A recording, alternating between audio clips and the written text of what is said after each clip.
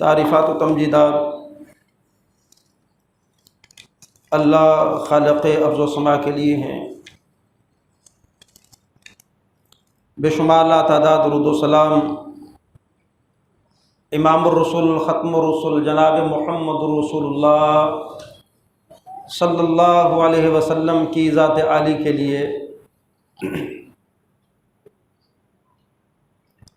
اے ایمان والو،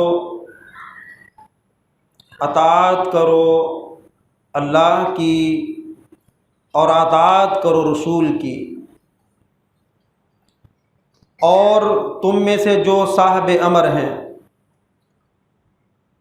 پس اگر تمہارا تنازع ہو جائے کسی چیز میں، پس اس کو لوٹاؤ اللہ اور رسول کی طرف، اگر تم اللہ اور آخرت کے دن پر ایمان رکھتے ہو، یہ بہتر ہے اور انجام کے اعتبار سے بھی بہتر ہے۔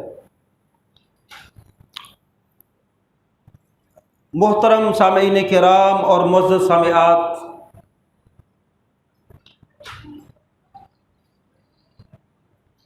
حقوق و فرائض کا چولی دامن کا ساتھ ہے، اور جب تک ہم اپنے فرائض ادا کرتے رہتے ہیں، ہم کو اپنے حقوق ملتے رہتے ہیں۔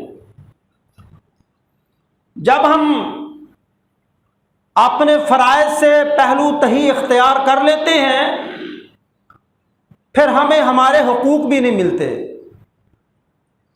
اور اسلام کا فلسفہ یہی ہے کہ تم حقوق ادا کرتے رہو، تمہیں تمہارے حقوق ملتے رہیں گے۔ پچھلے خطبات کے اندر جہاں والدین اولاد کے، داماد اور سسرال کے، بہو اور سسرال کے حقوق و فرائض بیان کیے تھے، آج انشاءاللہ العزیز حالات حاضرہ کے تناظر میں ہم حکمران اور رعایا کے حقوق و فرائض کا تذکرہ کریں گے۔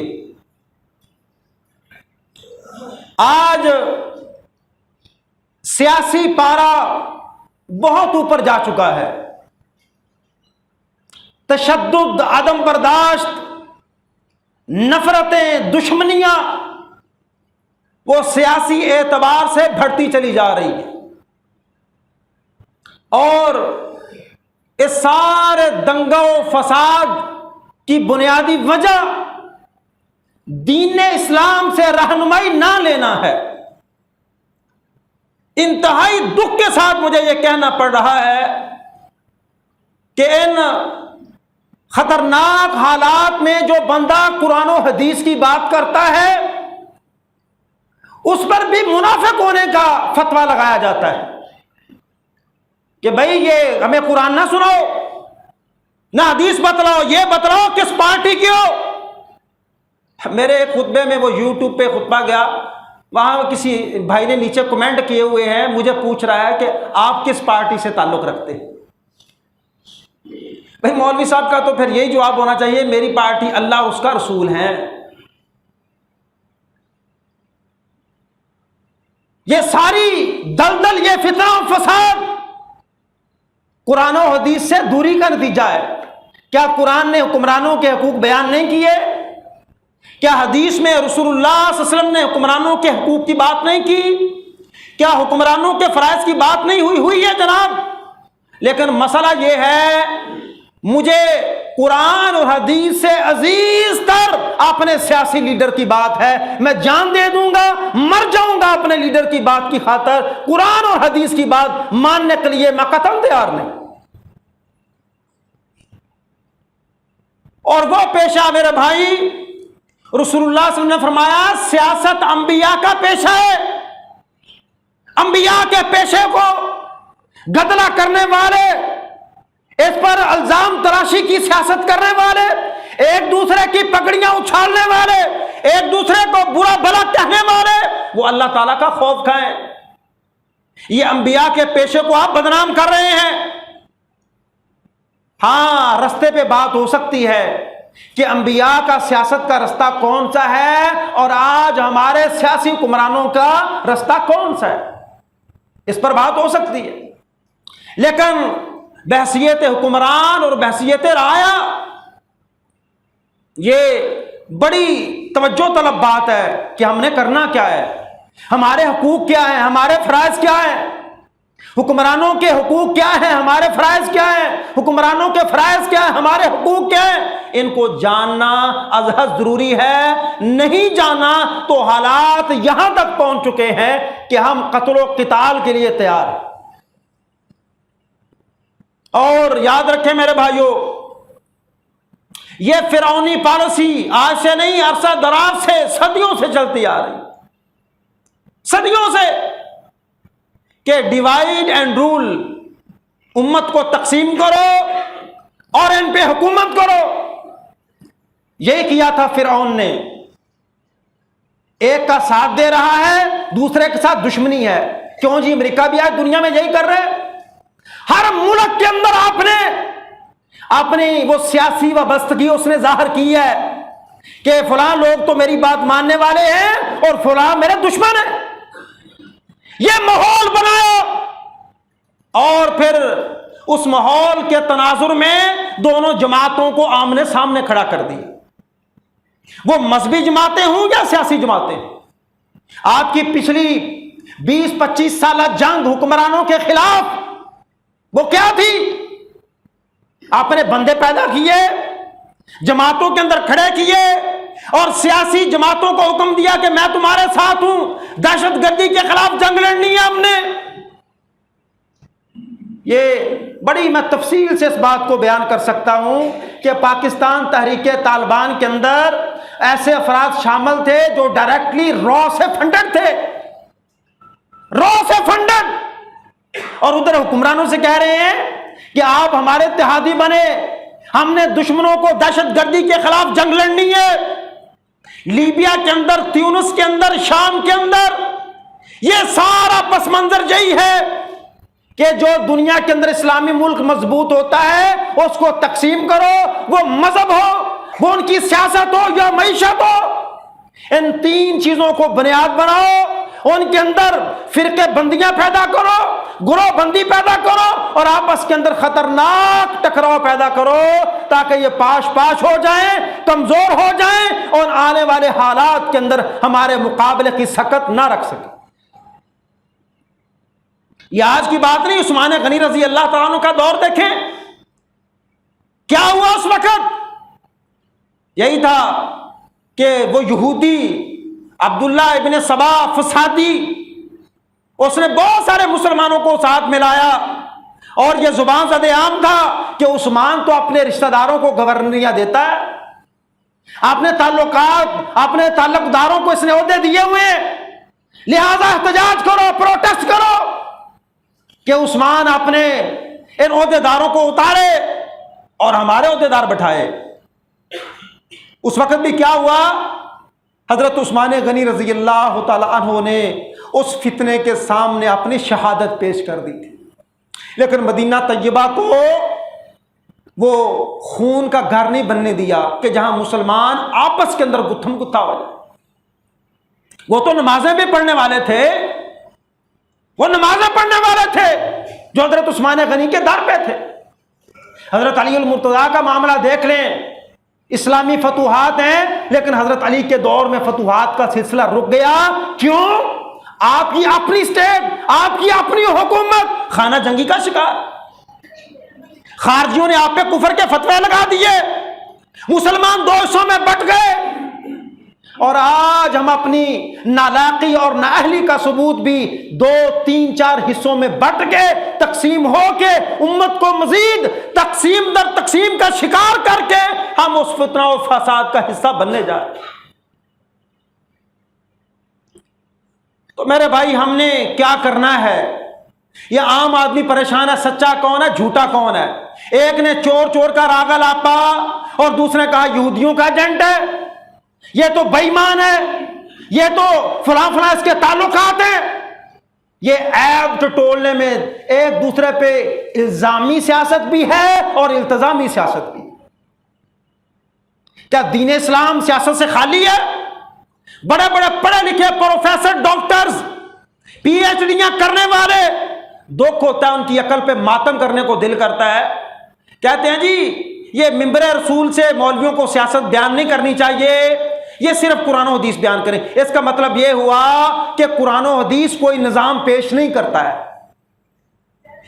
اسلامی حکومت کا کوئی نظام پیش نہیں کرتا، اس لیے مولویوں کو خاموش رہنا چاہیے.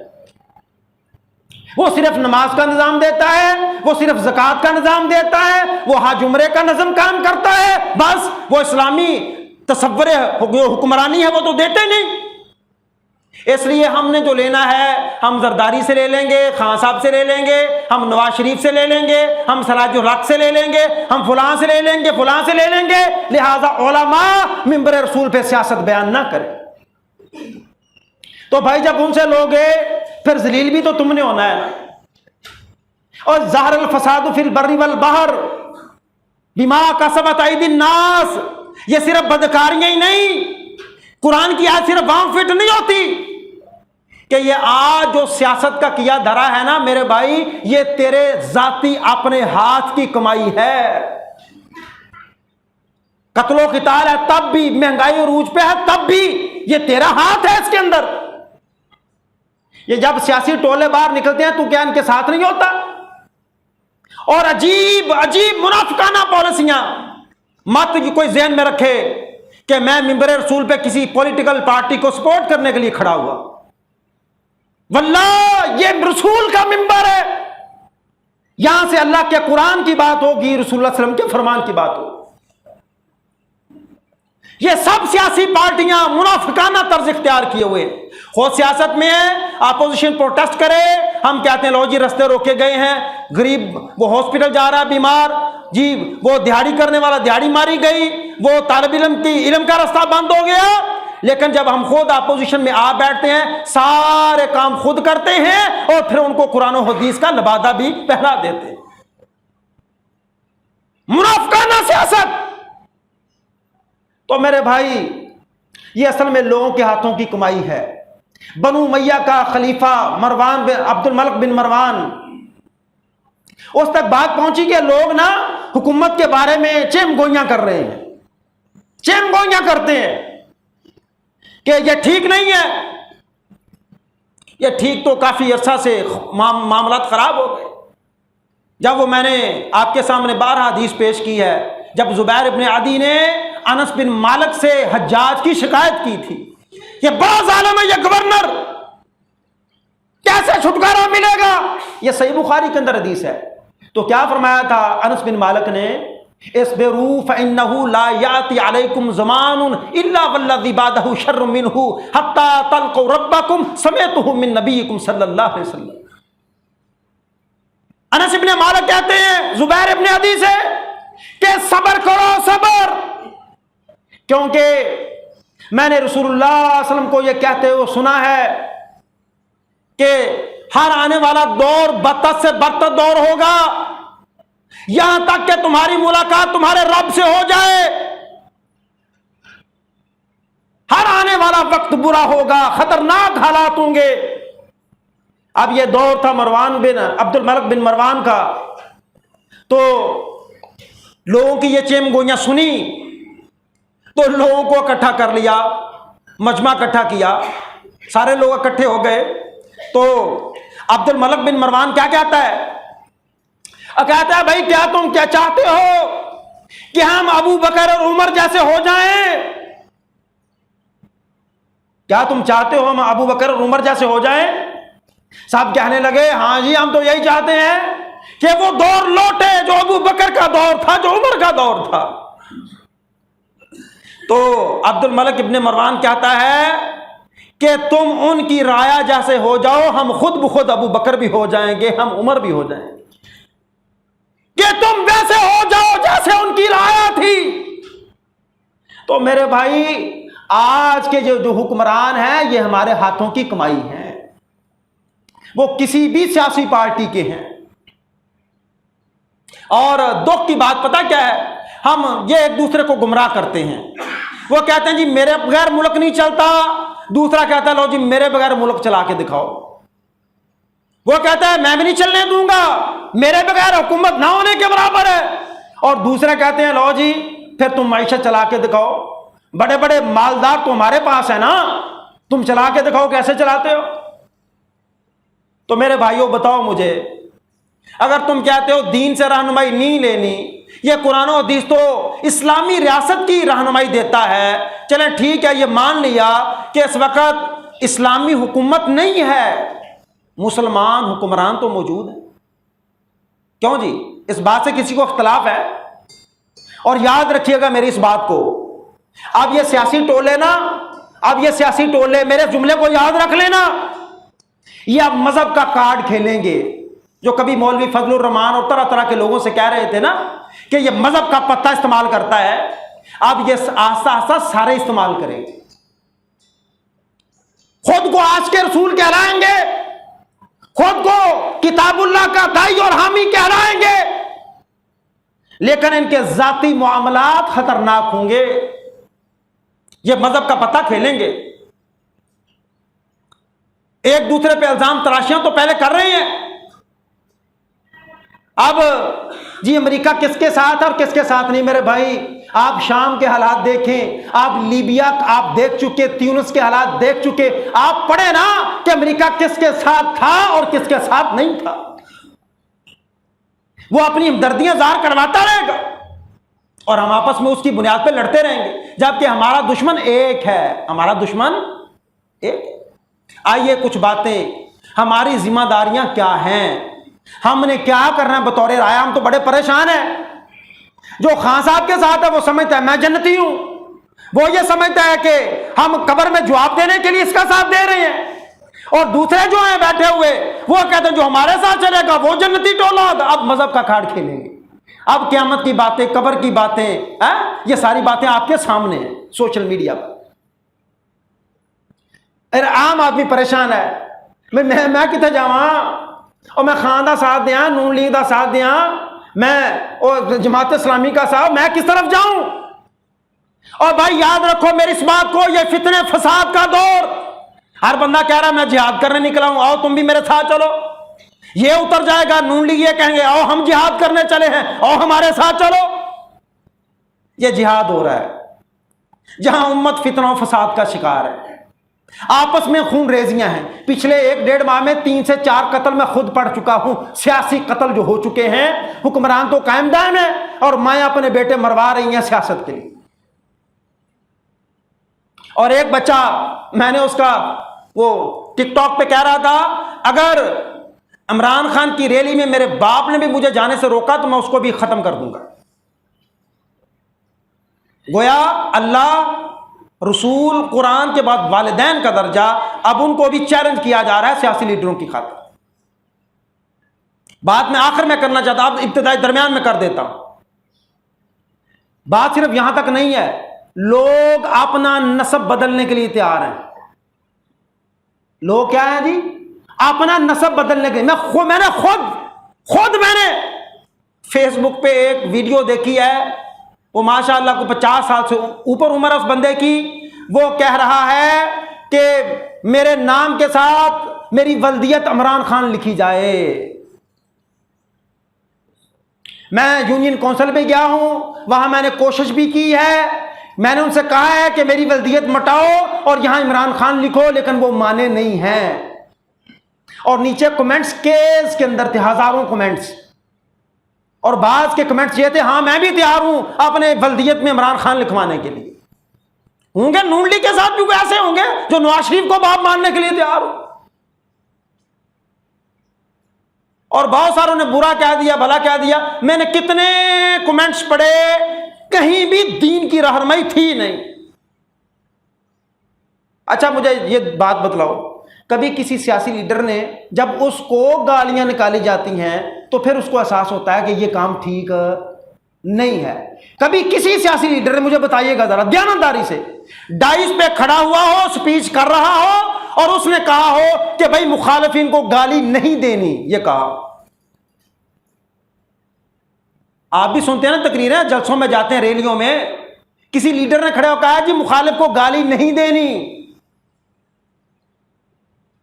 سب دے رہے ہیں، بلکہ ثواب کا کام سمجھتے ہیں، بلکہ میرے خیال گالی پہ گالی ڈال دیتے ہیں، جو فلاں کو گالی نہ دے وہ بھی فلاں، کیوں جی ایسے ہی ہے نا، گالی پہ گالی ڈال دیتے ہیں۔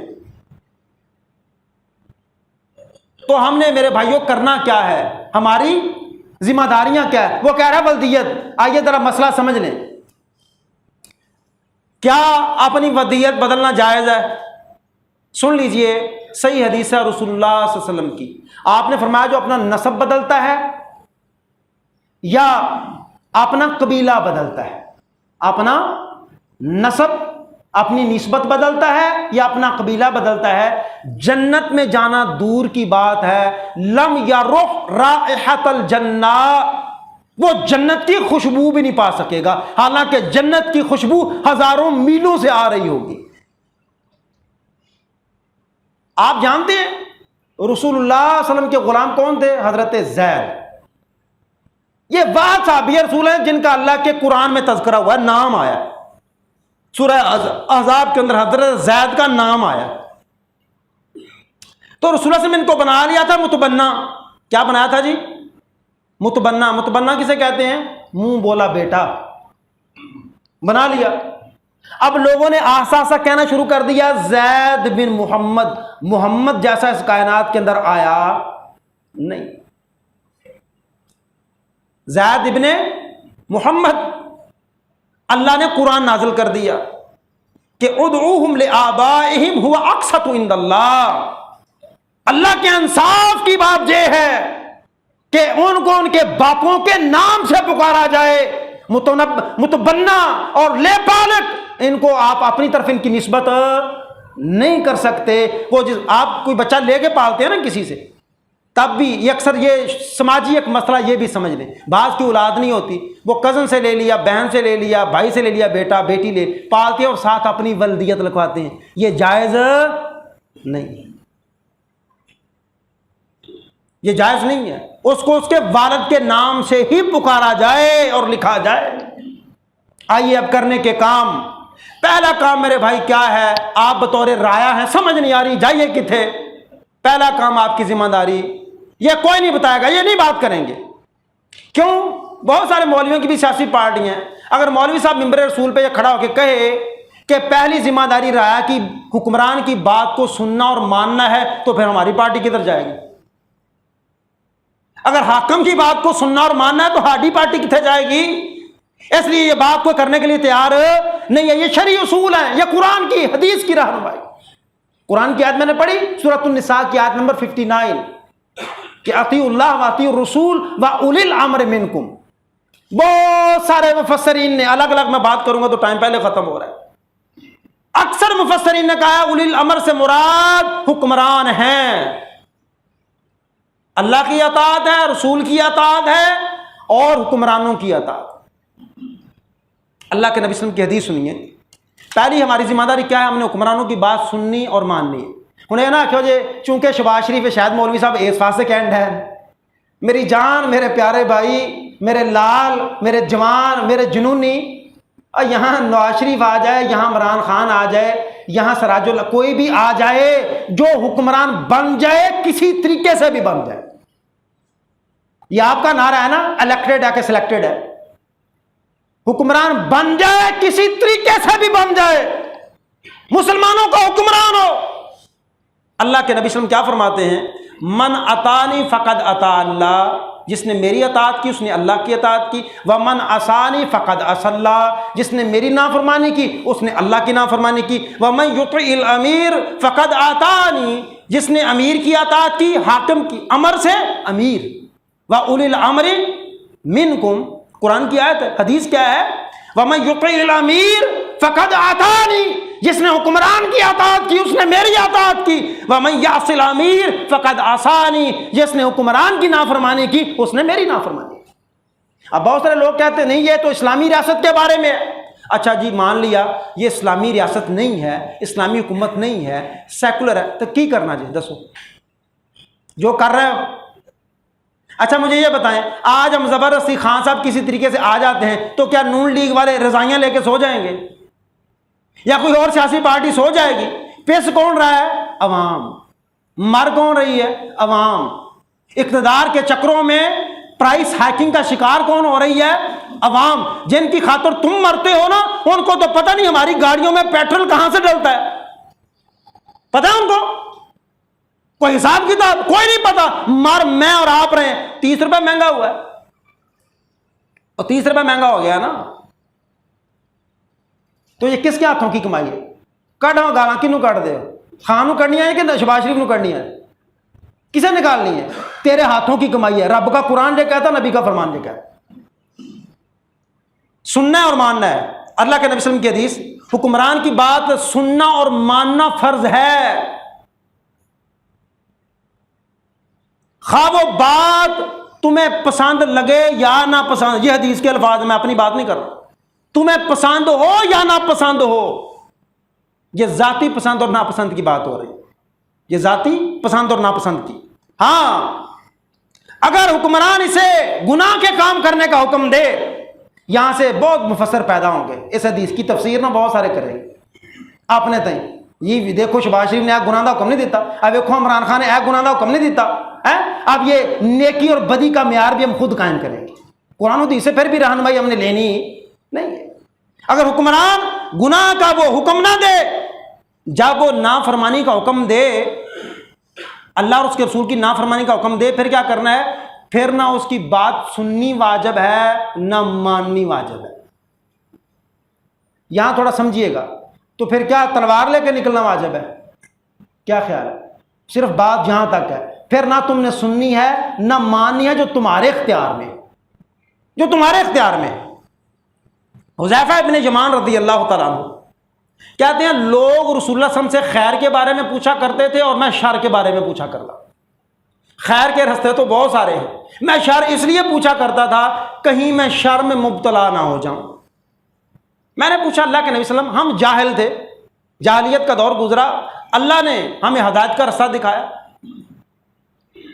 ہمیں خیر ملی، ہمیں بھلائی ملی، کیا پھر برائی آئے گی؟ کہا ہاں پھر برائی آئے گی۔ کہا کیا پھر بھلائی آئے گی، اچھائی آئے گی؟ کہا پھر آئے گی۔ کہا پھر برائی آئے گی؟ کہا ہاں پھر برائی آئے گی۔ کہا کیسے؟ اللہ کے نبی صلی اللہ علیہ وسلم نے فرمایا کہ میرے بعد ایسے حکمران آئیں گے، اب یہ توجہ سے سن لیں، کیا یہ اسلامی خلیفہ کے خصوصیات ہیں؟ فرمایا میرے بعد ایسے حکمران آئیں گے کہ وہ میری ہدایت سے ہدایت اختیار نہیں کریں گے اور میری سنت کو اختیار نہیں کریں گے، ہدایت اور سنت کا راستہ چھوڑ دیں گے، اور ان میں سے کچھ لوگ ایسے ہوں گے کہ جن کے جسم انسانی اور دل شیطانی ہوں گے۔ وَقُلُوبُهُمْ قُلُوبُ الشَّيَاطِينِ، ان کے دل شیطانی ہوں گے۔ تو یہ صحابی پوچھتے ہیں، جب اس طرح کے حکمران ہوں گے تو پھر ہم کیا کریں؟ شیطانی حکمران ہوں گے تو ہم کیا کریں؟ یہ اللہ کے نبی صلی اللہ علیہ وسلم نے فرمایا، قَالَ تَسْمَعُ وَتُطِيعُ الْأَمِيرَ، تم نے بات سننی ہے اور پھر بھی اطاعت کرنی ہے، بات سننی ہے اور اطاعت کرنی ہے۔ وَإِن ضُرِبَ ظَهْرُكَ وَأُخِذَ مَالُكَ، اگرچہ حکمران تیری پشت پہ کوڑے رسید کرے، وَأُخِذَ مَالُكَ، چاہے حکمران تیرا سارا مال کھا جائے، سارا مال تجھ سے لے لے، فَاسْمَعْ وَأَطِعْ، پھر بھی تو نے ان کی بات سننی ہے اور مان لی ہے۔ اب بہت سارے میرے بھائی تعویلیں ہیں، میں نے خطبے کے اندر ایک دفعہ کہا تھا، یہ حدیث جو پہلے بیان کر گیا کہ صبر کرو، تو میرے ایک بھائی نے بڑا لمبا میسج مجھے بھیجا تھا، کہتا ہے ملک چاگل لگی ہے، تو اسی ٹھنڈیاں کرنڈا ہے، صبر یہ کیسا صبر ہے؟ عدالتیں بک گئیں، امریکہ کی مداخلت ہو گئی، او بھائی تو سویا رہا، امریکہ کی مداخلت تو کب سے ہے، لیکن اس وقت تیرے حکمران نے نہیں کہا تھا کہ امریکہ ہمارا دشمن ہے، رب کا قرآن کہتا رہا کہ یہ کافر ایک ملت ہیں، تمہیں چین سے بیٹھنے نہیں دیں گے، افغانستان میں تو لڑا جا کے کہ تیرا حکمران لڑا جا کے۔ میرے خیال سے وہ طبقہ لڑا ہے کہ جہاں سے تم رہنمائی چاہتے نہیں ہو۔ اور ساتھ وہ طبقہ تھا حکومتیں بدلنے پہ جن کو تم گالیاں دیتے ہو، شہادتیں انہوں نے پیش کی تھیں، داڑھی والے لڑے تھے، 20 سال چٹان بنے ہوئے آہنی دیوار، یہ دین والا طبقہ تھا جہاں سے تو رہنمائی نہیں لینا چاہتا۔ تو میرے بھائی یہ بڑی باتیں ہیں، انشاءاللہ ہم رہنمائی دیں گے قرآن سے حدیث کے کہ رعایا کے فرائض کیا ہے۔ پہلی بات آج جو ہم نے بیان کی وہ کیا ہے کہ ہم نے حکمران کی بات سننی بھی ہے اور ماننی بھی۔ ہم کہتے تھے ایک مہنگائی کر رہا ہے، اتارو ہیں لوگ، بعض بیچارے ووٹ دے کے نا کہتے مارے گئے ہیں، بڑی محبت کی تھی خان صاحب سے، ووٹ دیا تھا لیکن مہنگائی بڑی کر دی۔ اچھا جی وہ اتر گیا، دوسرا آ گیا، کیا اس نے کام سستے کر دیے اور مہنگائی کم ہو گئی؟ اب یہ جائے گا تو پھر وہ معاملہ حل کب ہوگا کہ جب یہ قرآن و حدیث کی جو رہنمائی ہے نا، جب تک عوام ان کو اختیار نہیں کریں گے نا، جب تک جنونی رہیں گے تب تک یہ حالات رہیں گے۔ اللہ سمجھ کے عمل کی توفیق عطا فرمائے۔